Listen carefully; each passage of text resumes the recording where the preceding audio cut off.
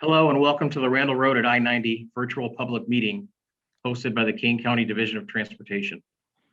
Kane County appreciates your interest and involvement in the project. Now I'd like to introduce the consultant team project manager, Matt Papernick from Burns & McDonnell. Thank you, Mike, for the welcome and the introduction. As he indicated, my name is Matt Papernick. I serve as the Burns & McDonnell team project manager.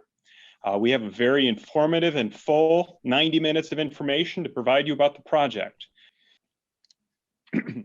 The purpose of the Randall Road at I-90 Corridor Improvement Project, which we call Randall over 90, is to evaluate potential improvements to Randall Road between Big Timber Road on the south and Illinois Route 72 on the north, with a particular focus on the interchange with I-90, the Jane Addams Memorial Tollway. The purpose of this public meeting is to share the most current project information and to gather your input on the improvement concepts that KDOT's evaluating. KDOT completed Planning and Environmental Linkage, or PEL study, which consisted of early evaluations, analyses, and preliminary studies within the corridor. KDOT selected a draft slate of alternatives to be carried forward, made up of concepts from each of the three focus areas within the corridor: south of I-90, north of I-90, and the interchange itself. Records of our early work, including a whole bunch of geometric ideas rejected during the PEL, can be found on the project website. And I encourage you to check those out if you have an interest in how we got to this point. Completion of the PEL phase allowed that slate of alternatives to be carried forward, to be incorporated into the current phase of design. KDOT started phase one design in August of 2022 and began developing and creating end-to-end alternatives that were comprised of the different concepts which carried in from the PEL. A total of 41 full-length alternatives were thus developed. Through detailed analysis and robust evaluation, KDOT has selected 5 alternatives under consideration from that list.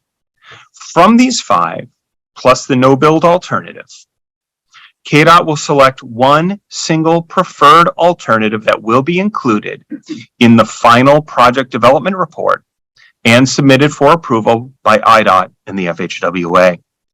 The preferred alternative is the alternative that KDOT believes will best accomplish the project's purpose and need, and will be the alternative that will carry over into detailed design for development of construction plans. So I've used the phrase purpose and need a few times now. Why does that statement matter so much to our work?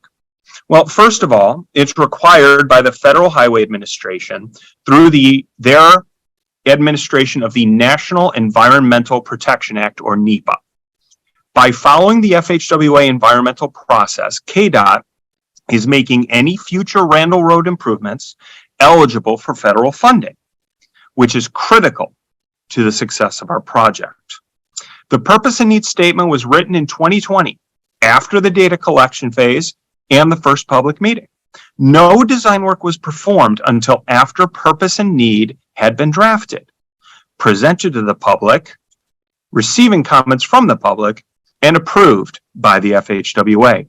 It describes not just what we have learned the corridor's biggest problems are, but how we know those problems exist and what data supports those conclusions. Along those lines, once we've described the problems in the corridor, the purpose and need statement provides a constant guide as to what's important, and it keeps us focused. If you look at the information that we've compiled on this project over the years, you will constantly see references to purpose and need, because that is what matters most. Any alternative selected by KDOT will demonstrably address the issues from the purpose and need statement better than the other ideas we've come up with. This provides stakeholders and the public with the assurance that whatever alternative KDOT selects is what all of us, including you, the public, determine what was most important. Now, as for our purpose and need statement, you can read the whole thing if you want to. It's on the project website, but it can be efficiently summarized as you see on the screen here. Project's purpose is to develop one or more infrastructure concepts which enhances mobility, improves safety, supports current and future demand, and addresses economic and quality of life impacts throughout the corridor. The needs for this project, again, are summarized as you see there: relieving congestion, improving travel times and providing for traffic growth, providing capacity improvements which mitigate very poor levels of service with which we are all familiar, improve safety performance by reducing impediments to smooth traffic flow, and addressing deficiencies in existing roadway, bridge, and multimodal infrastructure. It is important to note that all of the alternatives under consideration meet the project's purpose and needs statement. The question is, to what degree and how can we optimize our achievements toward that goal? Now, KDOT has made a number of updates since the Pell phase based on input from the public and from stakeholders. And a few of those are summarized here on screen. First, we had originally a concept which we referred to as the I-90 flyover interchange. That concept has been removed from consideration based on feedback from the Illinois Tollway and improvements to some of our other designs which accomplish many of the same goals more efficiently. Next, the Pell study, this Pell study has inspired the city of Elgin to construct improvements to Alf Lane at Randall Road. Many of you who live in the area have seen that work now underway. That should be complete by the end of the summer, and that did stem from the study we're presenting today. North of Automall Drive, we have relocated the proposed center line of Randall Road farther to the west. This will allow better use of the available right-of-way which has been secured by KDOT over the years from developers on that west side of the road. It should also make it easier to avoid right-of-way acquisition from residential properties on the east side of Randall Road. Finally, a concept called the jug handle has been part of our consideration since very early in the project. The jug handle concept at Alf Lane has been adjusted to provide a southbound left turn lane into the San Filippo plant. You will see more about that from Richard Jang shortly. Now at this point, I'd like to hand the mic over to Bailey Allen, who will present a summary of the traffic and safety analyses that we've performed during this phase of the work. Appreciate it. As Matt previously highlighted in that purpose and needs statement for the project, both traffic and safety are key components of consideration when evaluating any proposed alternative against the existing and projected conditions of the Randall Road corridor. Now, before any alternatives were ever even drafted, it was deemed essential by the project team to provide an unbiased examination of existing roadway conditions. In further considering a foundation for fair comparison, the traffic analyses all incorporated projections of future traffic conditions, combined with any known planned improvements, both immediately north and south of the study area. The evaluation at its core determined that the existing Randall Road corridor is fundamentally insufficient to accommodate not only that anticipated growth within the area, but also traffic conditions as they exist today, hence the need for alternatives. After determining that improvements were warranted, the analyses were then at liberty to explore distinct roadway enhancements, all directed towards reducing traffic queuing, improving those key travel routes, and limiting the amount of congestion experienced while traveling along Randall Road. And although effective traffic operations are inherently beneficial to drivers themselves, it's just as important to highlight how comprehensive safety is a related factor that is considered top priority for KDOT. Updated safety analyses revealed that rear-end collisions constituted a significant portion of the crash types along the corridor, particularly in the stretch between the I-90 interchange and the intersection of Automall Drive with Randall Road. COVID-19 conditions even underscored this persistent safety concern, with a relatively consistent crash frequency rate at a time when traffic volumes were considerably lower.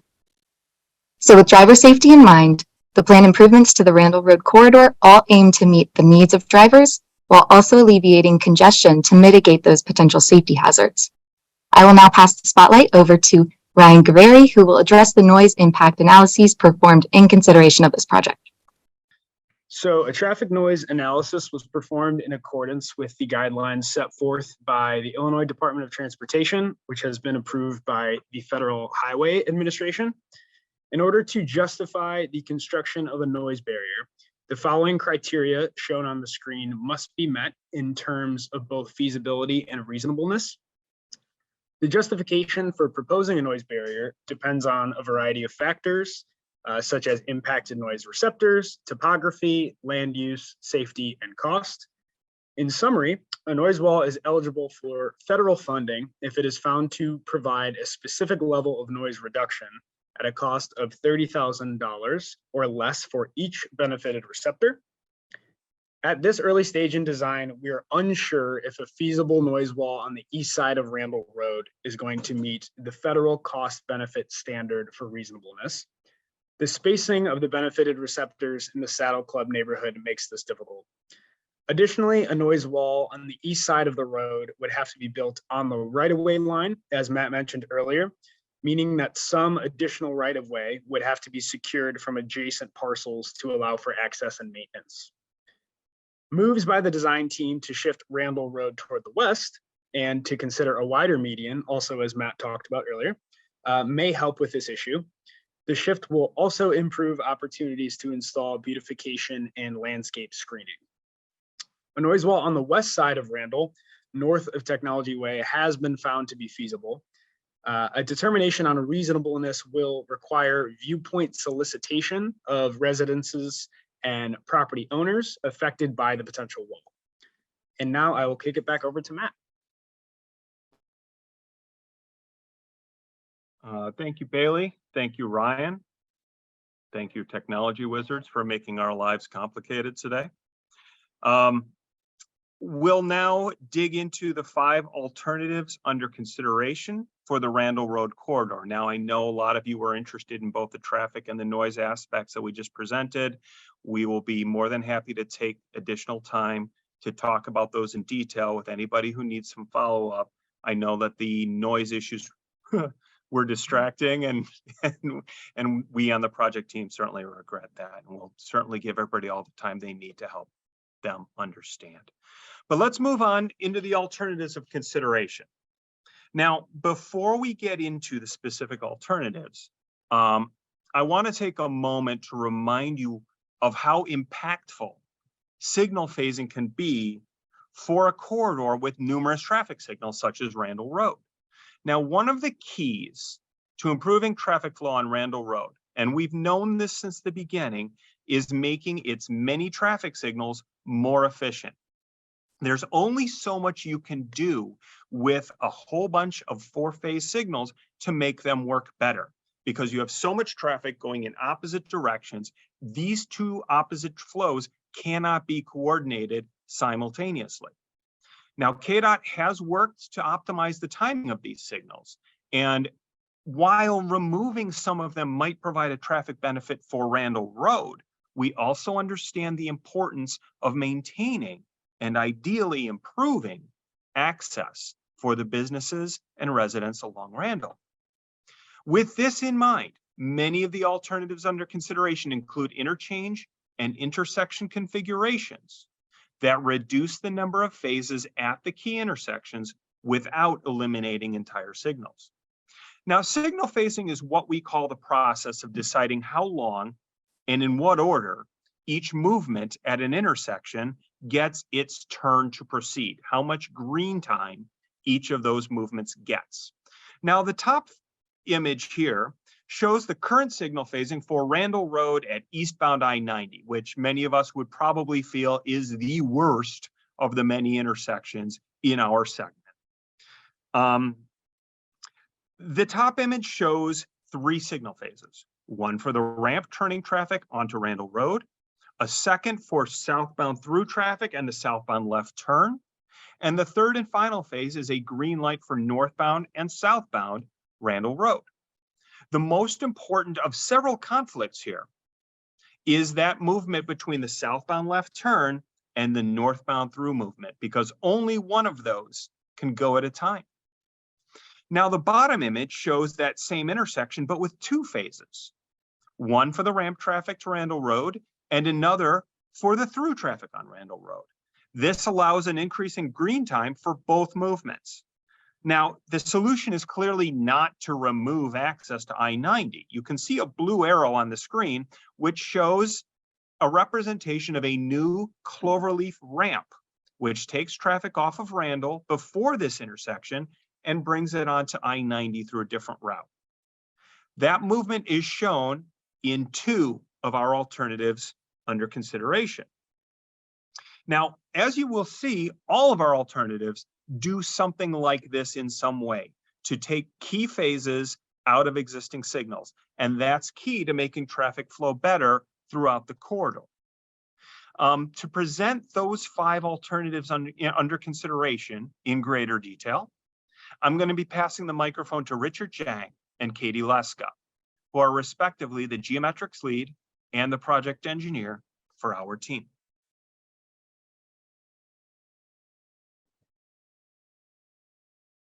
Hopefully there's no echo. Hi, everyone. Thanks, Matt. Alternative 1 incorporates a partial cloverleaf, commonly coined as Parklow, at the interchange of I-90 and Randall Road. The loop ramp services southbound Randall Road traffic destined to eastbound I-90.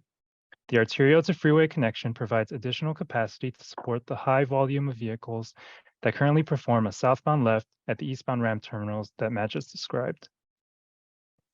In separating this movement and making it free flow, not only is this high demand travel movement improved, but the entire interchange benefits from a traffic operations standpoint because of the additional green time now available. To the north and south of the I-90 interchange, Randall Road is proposed to be widened from 4 lanes to 6 total lanes to enhance capacity and retain consistency throughout the corridor.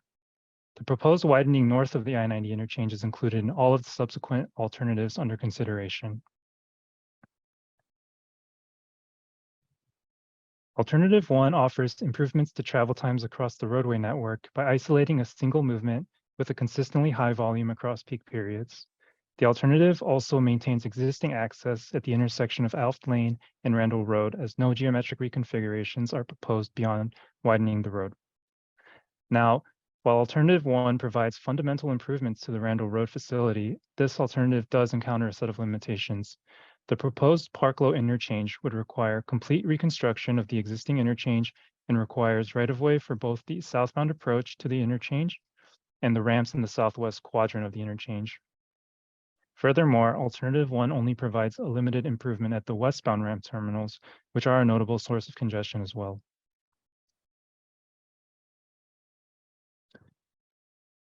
So Alternative 2 comprises both the Parklow interchange configuration and the road widening north of the I-90 interchange previously described in Alternative 1.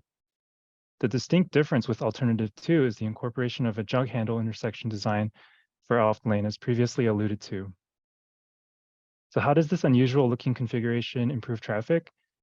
It works by combining 4 movements: the northbound left turn onto Alft and the 3 movements out of the San Filippo plant into a single 2-phase traffic signal slightly north of the existing intersection. Traffic wanting to travel from northbound Randall left onto westbound Alft would instead exit Randall on the right, travel around the jug handle to a new intersection, then double back on southbound Randall before exiting to Alft using a free flow right turn lane. Alternative 2 experiences similar benefits and limitations noted with Alternative 1. Considering the Parklow configuration at the I-90 interchange and the road widening north of I-90 are consistent between the 2 alternatives. The significant difference is found at the Alft Lane and Randall Road intersection. This geometric reconfiguration not only reduces delays for Randall Road through traffic and Alft Lane exit movements, but also contributes to intersection safety, as the jug handle eliminates the need for drivers to make a traditional left turn at the highly trafficked intersection of Alft and Randall. While there is some extra travel distance to get to Alft, the wait at the new signal is very likely to be shorter than the wait time now. The remaining Alft signal will now require 3 phases instead of 4, resulting in shorter waits for traffic on Randall and on the west leg of Alft. Though the split intersection layout enhances traffic operations, it does affect access out of the San Felipe plant and requires right-of-way acquisition from San Felipe in addition to what is necessary for the Park Low interchange. There is also additional cost in introducing a new signalized intersection and adding large amounts of new pavement between Alft and I-90.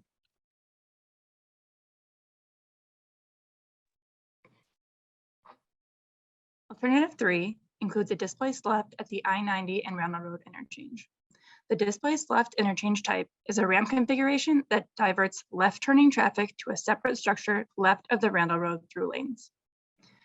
Looking at the interchange, northbound Randall Road traffic traveling onto westbound I-90 must first cross over at the existing eastbound I-90 intersection to the new structure. Traffic from eastbound I-90 looking to travel north will also turn onto the new structure and similarly cross over to the north at the existing westbound I-90 intersection to get to northbound Randall Road. This is similar to a diverging diamond interchange and provides a two-phase signal at the current eastbound I-90 interchange.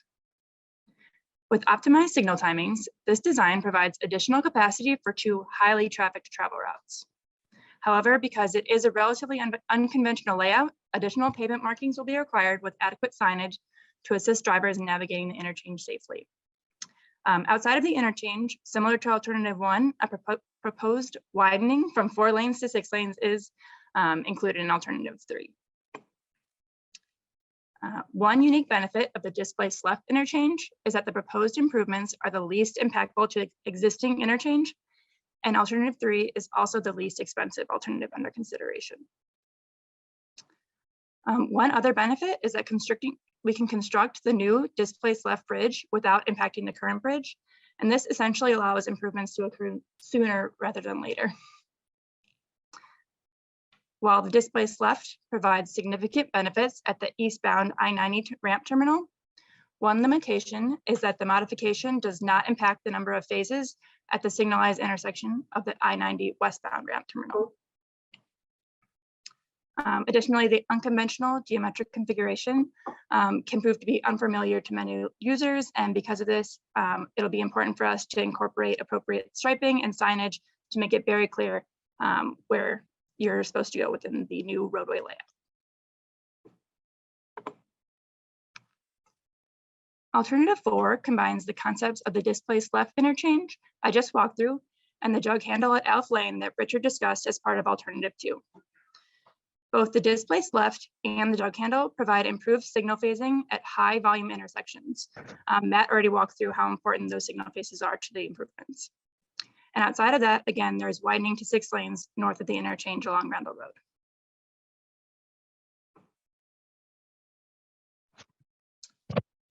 The combination of the displaced left and the jug handle concept provides several advantages for Randall Road. These include enhanced travel times, the ability to construct the capacity improvements for the interchange and the jug handle at separate times, and improved access to the Elgin Business District. However, while the western limit of the Randall Road and Alf Lane intersection has increased capacity, the jug handle affects access out of the San Felipe plant. And also the displaced left interchange retains a similar number of phases at the westbound ramp terminal. And finally, again, the unorthodox design of the interchange can result in confusion if not designed properly.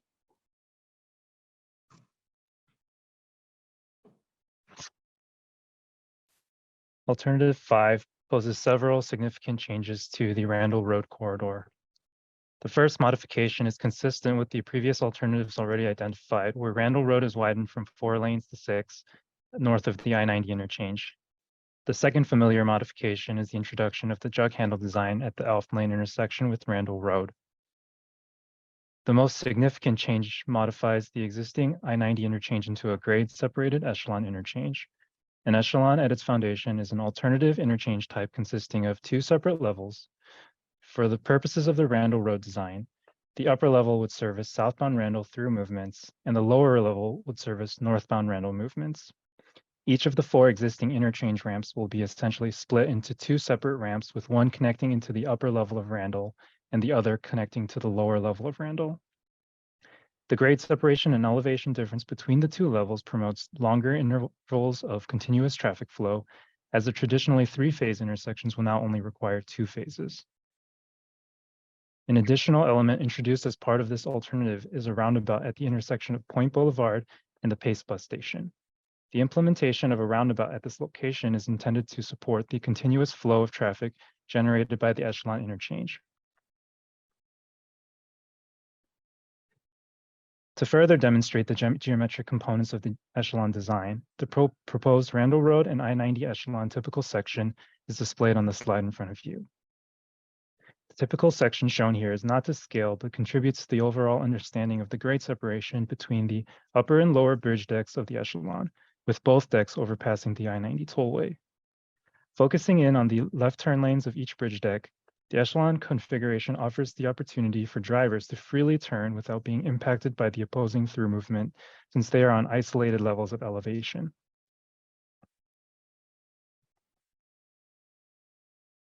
The Point Boulevard and Randall Road intersection is located only less than 450 feet from the I-90 and Randall Road westbound ramp terminals. The grade separation at Point Boulevard is intentionally carried through so that the elevated southbound Randall can return down to the existing grade. Sufficient intersection spacing allows for a safe transition that ties back down into the Randall Road corridor just south of Autumn Wall Drive, which is the first street north of Point Boulevard. The extended grade separation requires reconfiguration of how Point Boulevard intersects with Randall Road. Left turn exit movements coming out of Point Boulevard will use the overpass to travel over northbound Randall and meet the elevated southbound Randall level at a two-phase intersection. Southbound Randall traffic will have one single phase for both through and left turn movements, since the northbound Randall Road traffic is located on the lower level. The second phase allows vehicles from Point Boulevard to turn left onto either southbound Randall or onto the westbound I-90 entrance ramp. Not pictured in this typical section, but shown in the Alternative 5 exhibit, right turning traffic exiting from Point Boulevard will turn onto the lower level of northbound Randall and travel underneath the overpass, as seen on the lower left side of the typical section.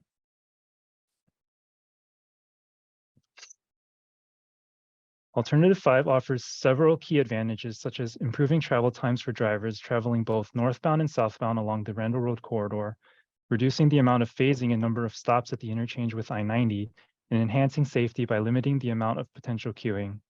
With these improvements, Alternative 5 offers the highest performing capacity and traffic operations among the alternatives considered.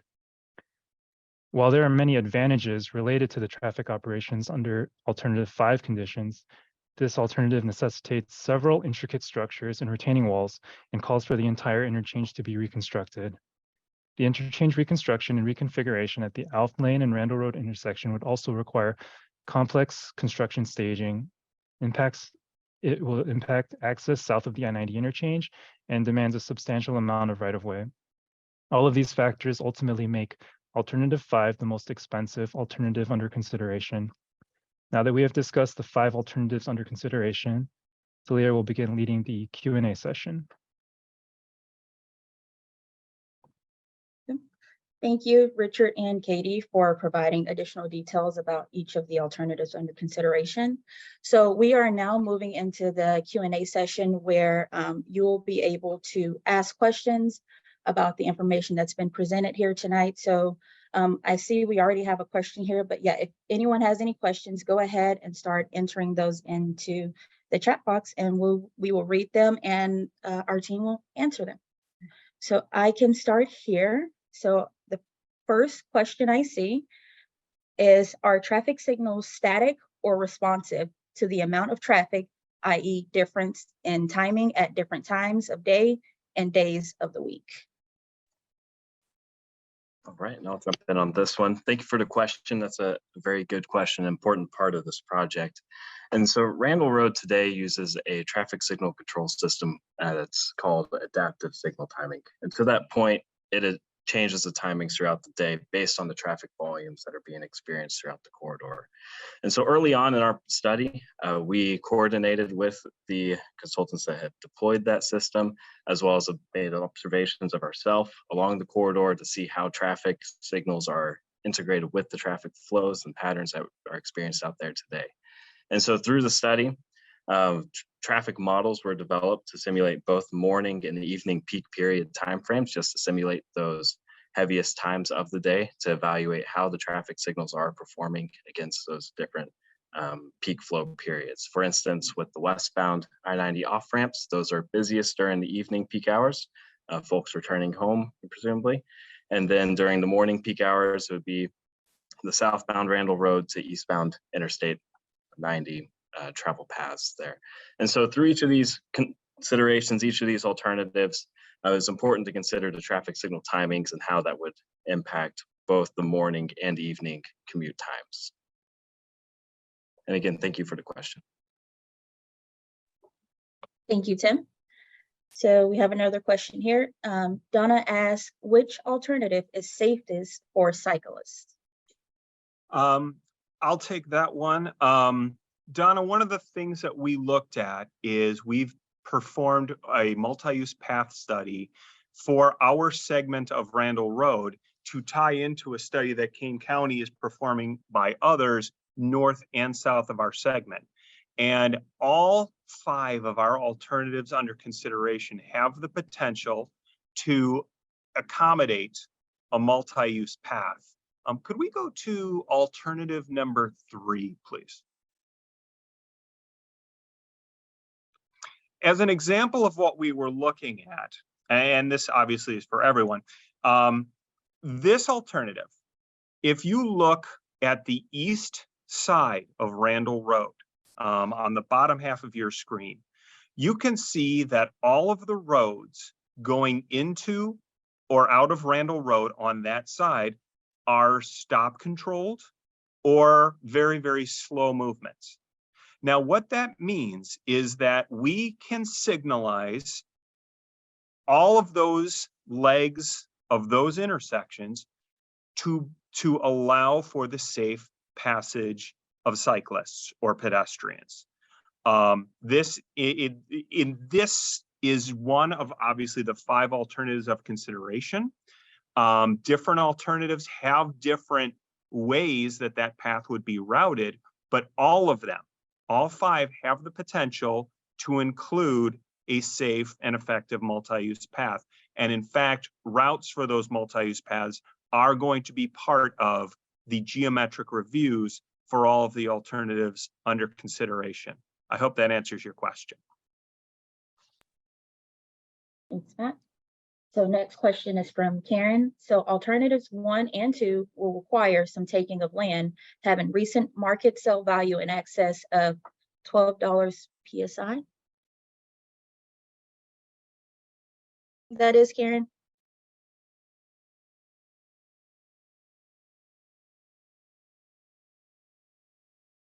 Okay.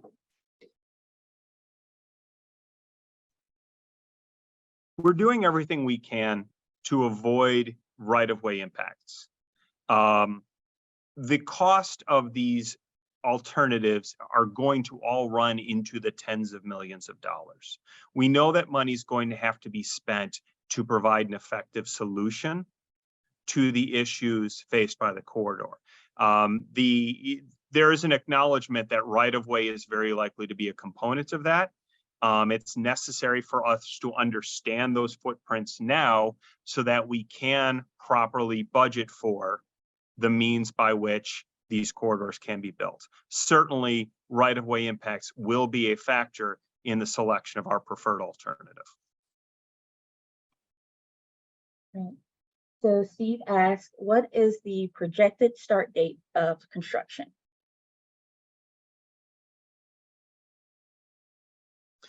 Mike, would you like me to speak on that one? Well, I can take that one, Matt. It depends. We don't have a specific date set at this point. It depends on several things. It'll depend on which alternative is selected, because with those come differences, and like Matt was just discussing, the amount of right-of-way needed. Acquisition of right-of-way takes time. We still have to finish this phase 1 process, and then the next step will be the phase 2, which is the final design, which is the actual creation of the biddable construction plans. So that will take some time. We also will be applying for sources of external funding to build this, and some of those funding calls only happen every other year, and we have to get the project to a certain point before we apply for those. So I don't have a solid answer for that, and I apologize. It's going to be several years off. It's probably in excess of 3 or 4 years, at least, before we see any significant construction work out there. But we'll do our best to accelerate that. Thanks, Mike. So next question comes from Douglas. So how will this affect the emergency vehicles going to Sherman Hospital? That's a great question. Access to Sherman was an important consideration, especially early in the project. Sherman is a level 2 trauma center, meaning that it really specifically depends on staff being able to get to the hospital on short notice. All of the alternatives under consideration do a better job than the existing geometry of getting traffic from the I-90 interchange down to those main entrances of Advocate Sherman. So any one of the 5 alternatives under consideration will provide an improvement over what's happening today, for the simple reason that backups won't be as prevalent or as long as they are today. I hope that answers your question. Matt, should we also mention that we'll still have emergency vehicle preemption out there like we currently have? Could you speak to that just briefly? I understand that there's a comment about emergency vehicle preemption. Simply put, there are and will continue to be sensors on the traffic signals, and I'm looking to my traffic people to make sure I'm using the right words here. Sensors which detect the approach of emergency vehicles and automatically lock in a green phase for that particular movement of the intersection. I believe that EVP can include left turns and right turns to make sure that those queues are cleared as ambulances or whatever are approaching that signal in question. That system is present now and will continue to be present. One of the issues that we know are faced by the corridor is that EVP does work well for vehicles approaching Advocate Sherman, but it can have the effect of messing up traffic on Randall after they've passed, for the simple reason that they disrupt and restart all the cycles for the signals up and down the corridor. Mike, I hope that's sufficient elaboration.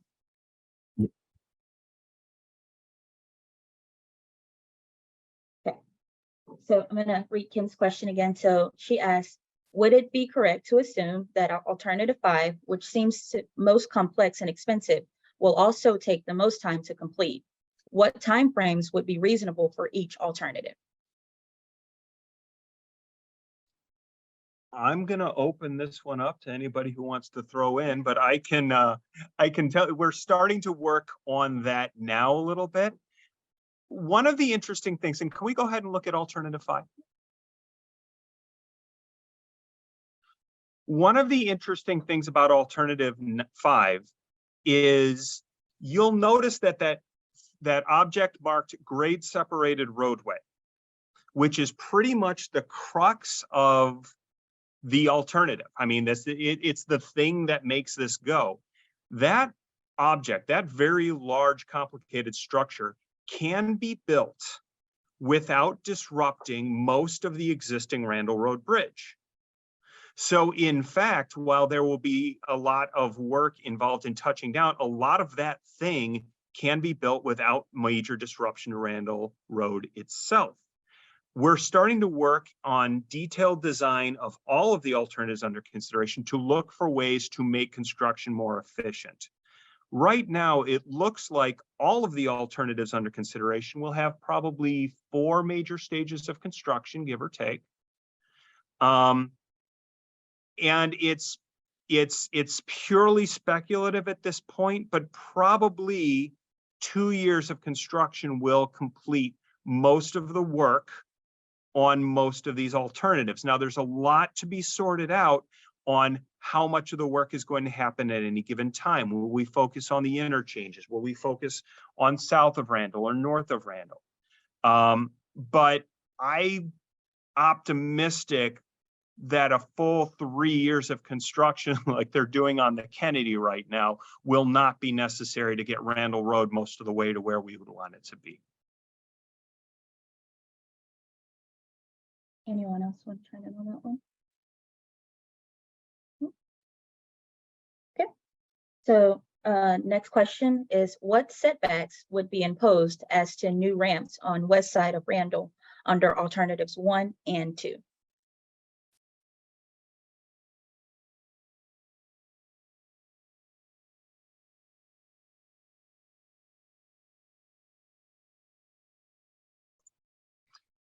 If we're talking about the geometry of that southwest quadrant cloverleaf and that southwest quadrant ramp, what you're looking at is optimal geometry.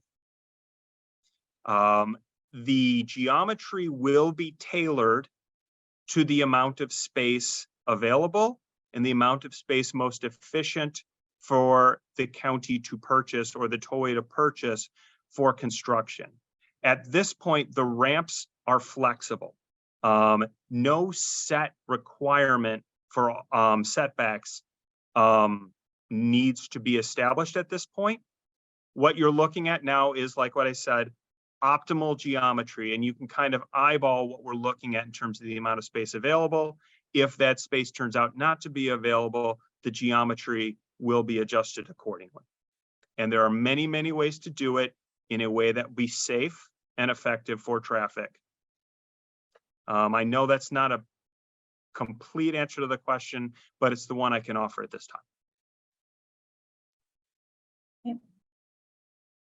Next question. So do we have an option which is 100% flyover that is no signal is needed?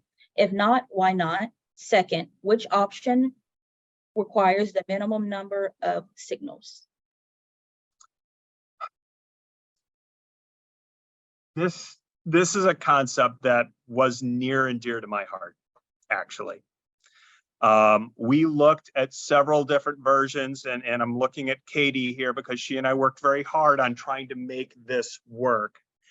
The difficulty with an all flyover concept is that it dramatically restricts access in a way we could not fully address to our satisfaction. You're looking, for example, right now at alternative number 1. Imagine, if you could, a bridge over Point Boulevard and both I-90 ramps and Westfield Drive. Ideally, putting traffic on that bridge and getting Randall Road over all of that would have wonderful opportunities in terms of capacity. The problem is how to make it touch down efficiently. There's just not enough space between Westfield and Alft for us to bring that bridge down, allow traffic to merge, and then distribute traffic to Alft Lane. Imagine traffic from I-90 wanting to make a left at Alft and having to weave across 2 lanes of this high-speed overpass. Imagine traffic on that overpass trying to turn right at Alft and having to weave across that local road, for lack of a better phrase, coming from I-90. We tried very hard to make that work, and unfortunately, we were unable to do so. Some of those designs are available on the website, and I would be more than happy to address direct follow-up questions on that issue, if that would be helpful. Does that answer the whole question, or was there a second part? Yes, which option requires the minimum number of signals?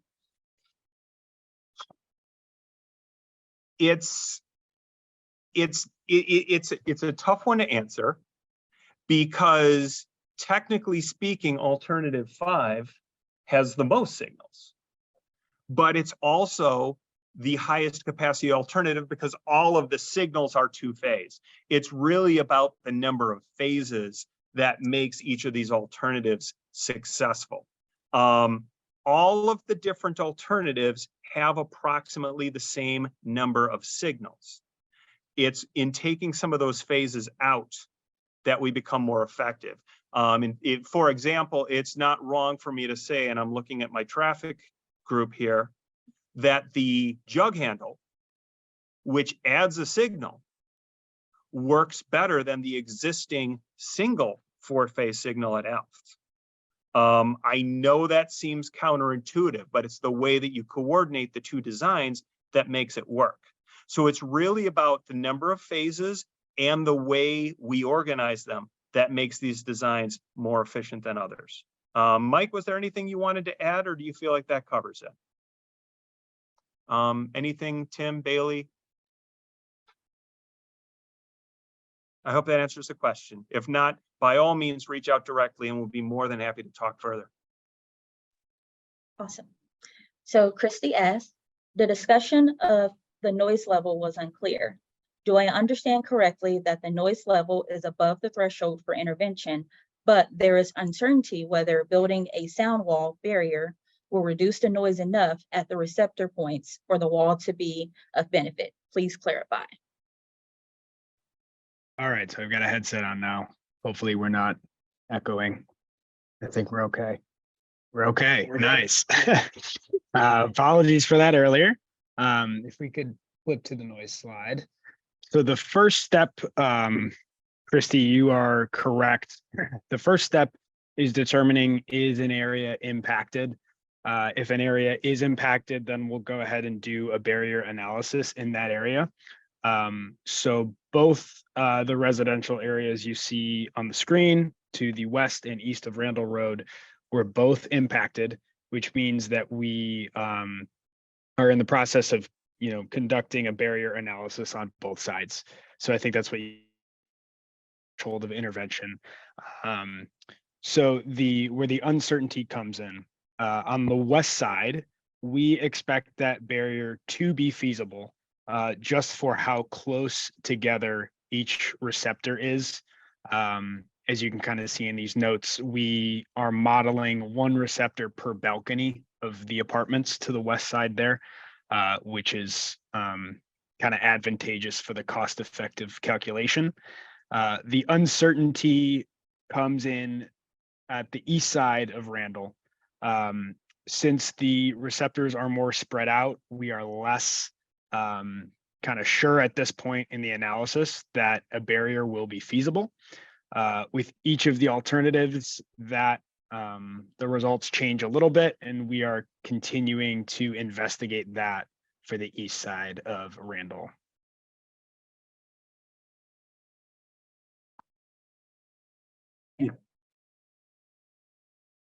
Awesome. Okay, so Karen asks, when will the exact alternative be determined? Good question. We are working on it now. I am optimistic that a preferred alternative will have emerged before the end of this calendar year. There is the process of finalizing the design, getting IDOT and the FHWA to sign off on it. But our goal is definitely to have a preferred alternative approved by mid-2024. After that, there's the process of deciding to go on to the next phase, and that's a matter for Mike, if you want to discuss that. Yeah, the next step after the preferred alternative is determined and we finish the phase 1 design would be to start phase 2 design. Phase 2 design, like I mentioned before, is the creation of the actual construction plans. So that would be the next step after the design, after the preferred alternative is determined. One thing I wanted to add to what Matt said is that as we have these public information meetings, these comments, we take these comments and we bring them back and we look at the comments compared to the designs and into the alternatives. And so those all interact, and that'll help us to determine which alternative rises to the top, because the comments do impact that.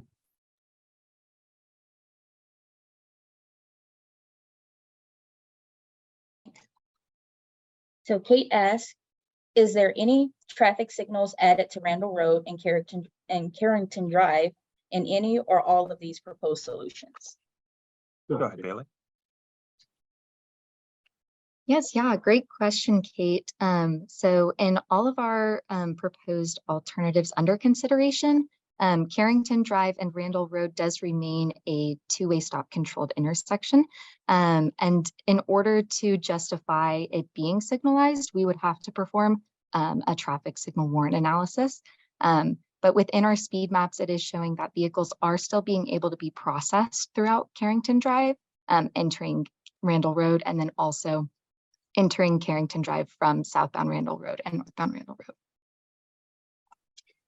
I want to add that the phrase warranted is a technical term. That isn't us eyeballing it and decide that we just arbitrarily want to or don't want to put a signal. There are certain criteria that are used by the state and the federal government to determine when traffic volumes are high enough to justify installation of a signal. We want to balance the need for safe access into and out of Carrington against the fact that putting a red light on Randall Road does lead to stop traffic and create a rear end crash concern. That's why we use the phrase warranted to determine if traffic volumes are high enough. We will be watching that throughout the course of the study. If it's determined that Carrington is going to meet warrants, then a signal will be considered at that location. Right now, the models do indicate that there are sufficient gaps that access into and out of Carrington can be managed without undue delays. And I know sometimes it doesn't feel like that, but that's where we're looking at it right now, but we will be watching it throughout the course of our work.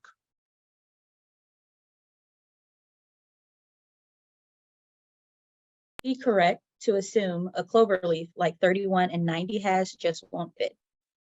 It absolutely would. Okay, that was a little bit short. Cloverleafs take up a lot of space. Can we look at alternative one?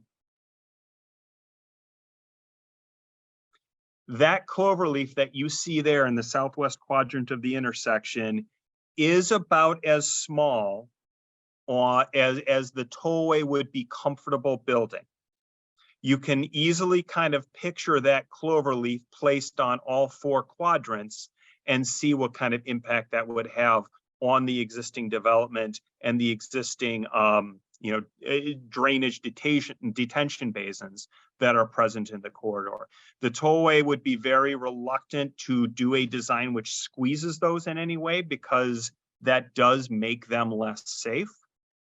So yes, it was very early on we decided that a full cloverleaf interchange would not be feasible at this location. I appreciate the question.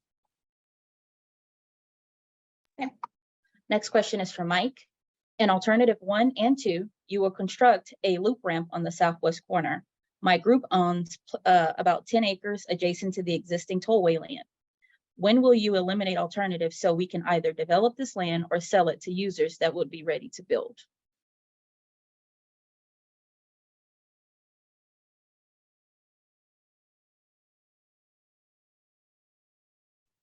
As I noted, we are planning to select a preferred alternative by the end of the calendar year and secure its approval from IDOT and FHWA by this time next year.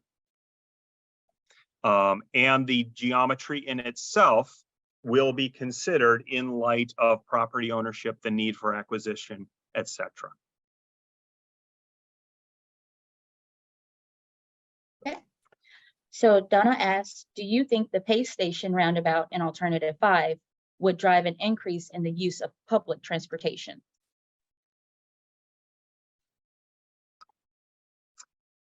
I'd use it. Yeah, what we're really hoping will happen with the implementation of any of these alternatives will be the development of effective multi-use paths which allow better pedestrian or non-vehicular access to the PACE facility. Yes, it would then be my hope that it would drive, increased use of the PACE facility. The roundabout itself is primarily there to better serve low volume traffic, to make it easier for the geometry of the echelon interchange to work effectively. So it's not the roundabout in itself that's going to make a difference, but rather the improved access opportunities created by the work and by the echelon interchange in particular. Sounds like we went past a question. Oh, here we go. Current traffic volume. Okay. All right. So how tall would the grade separation be between Point and Auto Mall? In other words, would the higher grade be even with the second story windows in Saddle Club Estate homes backing to Randall? Currently, there is a fence, tall trees, and landscaping that block view of the roadway from the first and second story windows for the most part. If the grade separation is chosen, would the road still be hidden? I can't speak exactly to what would be visible, but in terms of the actual separation, so starting south of Auto Mall Drive, southbound Randall would start going up at about 4%, and that it would eventually elevate to about 20 feet above the existing northbound Randall Road elevations at the Point Boulevard intersection. So it looks like the homes that are in that quadrant are about halfway between there. So I would say about 10 feet at that point.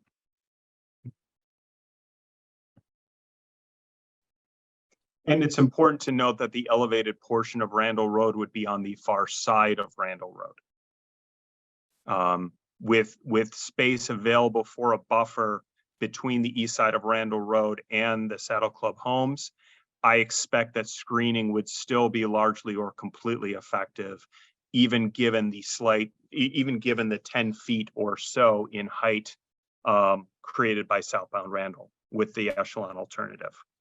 A question that was asked, and I think we went past it, is what are the current traffic volume numbers and the anticipated increase by 2028 or 2030? And I'm throwing that across the table.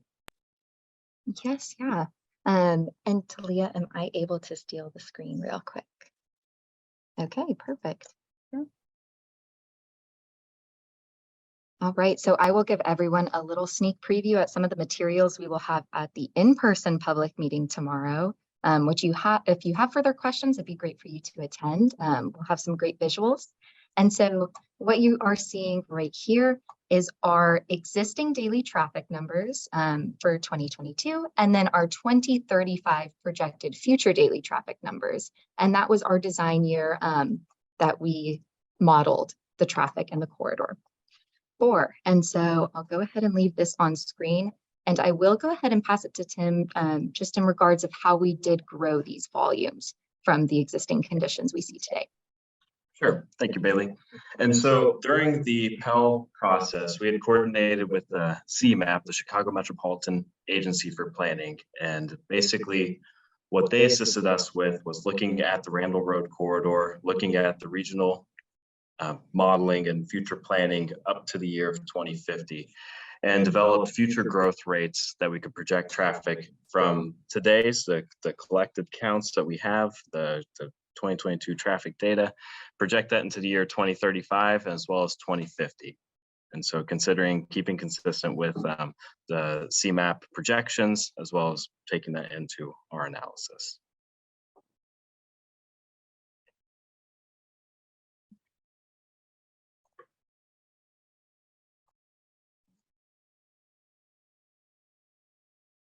So looks like the next question is another question about traffic. So on the traffic noise analysis figure, it only shows a barrier north of Joy. Will it also include the homes between 90 and Joy Lane? My home backs to Randall off Saddle Club, and noise has been getting worse, especially during spring and summer days. To answer your question, excuse me, yes, we have been looking at barriers, the entire east side, or I guess south side, east side of Randall Road. not just what you saw in the figure. What you saw in the figure was simply there because it was a good comparison with across the street. But we are looking at the entire kind of corridor, all the residences on the east side, and kind of experimenting with different barriers to, keep looking and investigating into that.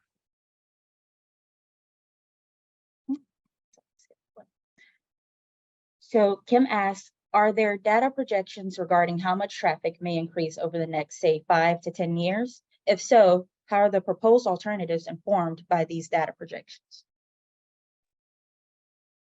You've just seen the numbers that Bailey and Tim shared with you about what we expect over the next 10 years. Thus far, traffic volumes have been growing slightly. Traffic has recovered from COVID, and numbers are roughly the same, maybe slightly higher than they were pre-COVID. Certainly the distribution between cars and trucks is fairly similar. There are a few more, there's a slightly higher percentage of trucks than there used to be, probably owing to the logistics facilities that have been built on the west side of Randall in the last few years. All five alternatives do a much better job of handling the current levels of traffic than the existing geometry, than the no-build alternative does today. There has been a stress test performed on all five alternatives. It is a component of our evaluation. And one of the advantages to the echelon alternative is that it is able to absorb growth in traffic better than any of the others. But there is still potential for additional capacity on all five alternatives. So yes, the designs that we are considering as alternatives under consideration right now, all are designed to accommodate not just what's happening now, but what's going to happen in the future. And then Karen asks, who can we send information to about adjacent property owner concerns? I'm going to provide you with multiple means to send those concerns to the project team, and we will review them and we will provide you with a response. And Jerry asks, does the Pace site hinder any of the alternatives? The roundabout was necessary because there was no other way for us to get Point Boulevard to both levels of Randall Road without using that geometry. That is the only way in which Pace really has hindered any of our design in any way. And we're not disappointed with the roundabout as a solution to that issue. We would not have gone with a roundabout there if we didn't have to, but having done so, I think we're satisfied that it's an effective means of dealing with the situation. That's really the only extent to which we've had any kind of compromise, if you want to use that word, involving Pace. It really hasn't driven too much of the work. And then Donna asks, which alternative overall is the safest? Want to take a swing at that?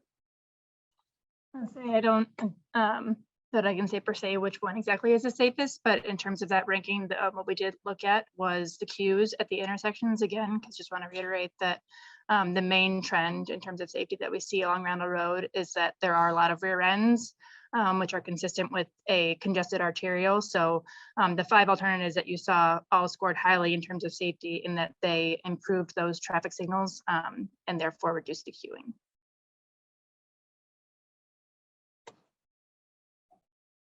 Aaron asks, will KDOT or IDOT be able to use quick take in land acquisition? I can take that one, Talia. Mike, do you want to take that? Yeah. The easy answer is no. We don't have the authority to use quick take.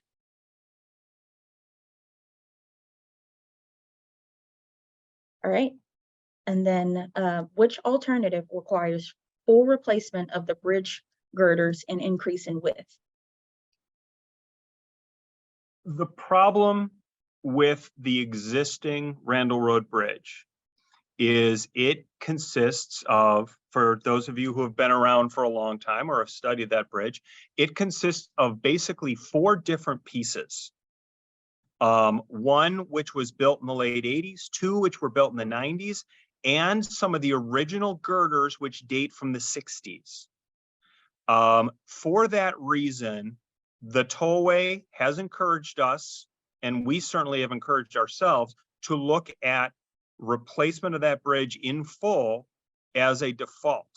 There are some geometries that do a better job than others of allowing that bridge to remain, at least for the time being. But it is an obsolete design with some older components, and it doesn't meet the tollway's current standards for clearance.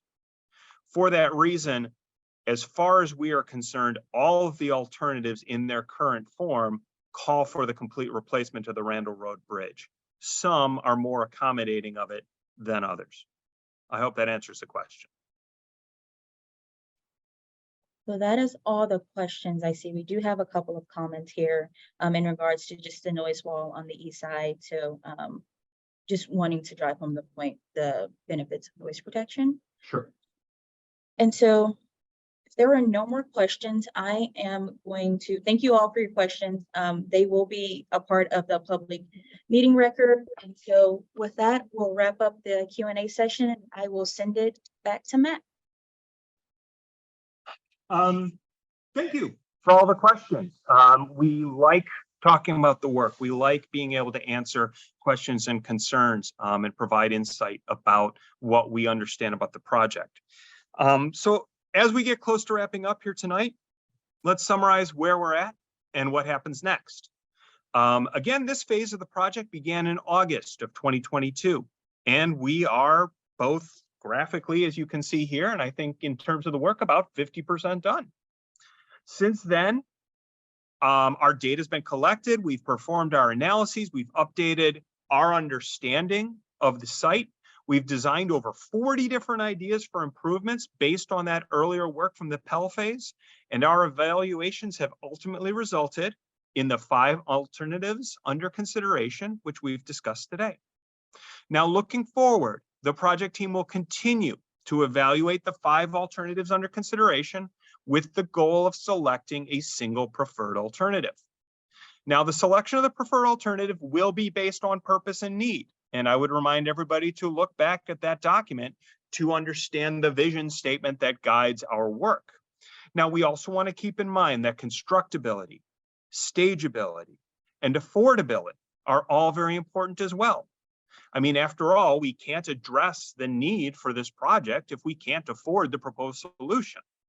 So the project team is targeting submittal of that preferred alternative for approval by the IDOT and the FHWA in summer of 2024. Now, until then, we're going to receive your comments. We're going to provide you with responses. We're going to use this information and all the work that we're doing to continue to inform our decisions and to develop the alternative towards that preferred alternative so that we can move forward on an improvement that's going to change how this corridor works today. So this is the point where we want to encourage you to tell us what you think about what you've learned today. I'm personally thankful for your interest in the project, and I know I speak for the entire project team here when I say how grateful we are to all of you who participated this evening. It's an important factor as we continue to evaluate alternatives. Now, there are multiple ways for you to complete a project survey, which we've prepared for your use. It does give you some guidance on what input we are interested in receiving. You are also always welcome just to send a free form email explaining your issues and concerns. Now, you can access the electronic survey by scanning the QR code on the screen or by visiting www.randallover90.com. You can send your completed survey responses and comments by email or by snail mail to the address you see on your screen. And please don't forget, we also are going to have an in-person meeting with this same crew tomorrow night at the Rack House Center if you'd like to see some of this information again or speak to us individually. Want to remind you all that you have a month. All comments must be received on or before Friday, June 16th to be included in the formal meeting documentation, which will be compiled along with the team responses and posted to the project website by late summer of this year. I'll hand it over to Mike to wrap it up and to say goodnight. Thank you, Matt. I just wanted to thank everyone for taking the time to join us for this live virtual public information meeting. Your input will help shape the future of this community and Randall at I-90. For more information regarding the project or to sign up for the project updates, please visit our project website at randallover90.com. Thank you and have a good night.